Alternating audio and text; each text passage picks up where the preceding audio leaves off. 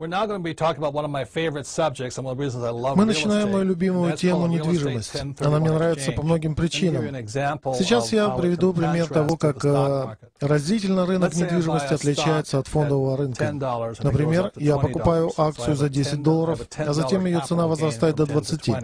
Следовательно, прибыль будет $10. Но мне достается не вся сумма. Сегодня налог на такого рода прибыль составляет около 35%, если я продаю акцию, и 15%, если я ее покупаю. Не скажу, что недвижимость полностью лишена налогообложения. Но дела здесь обстоят по-иному. Допустим, я покупаю какую-то недвижимость за $100 000.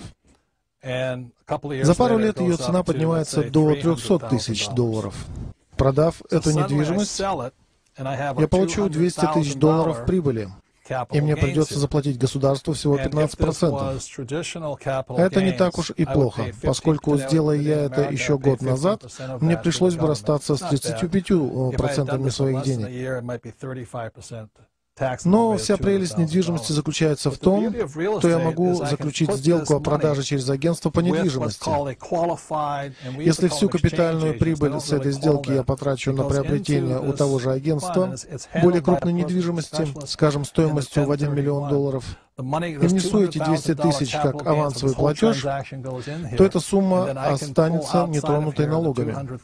Это позволяет мне самому распоряжаться налогами на мою прибыль и получать еще большие прибыли с течением времени.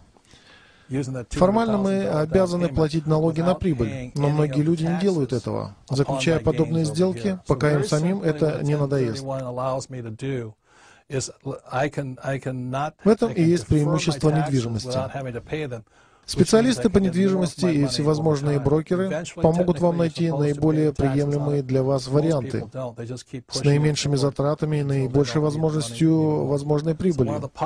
Итак, самым большим преимуществом рынка недвижимости перед рынком ценных бумаг является то, что вы продаете, но не платите налогов на прибыль.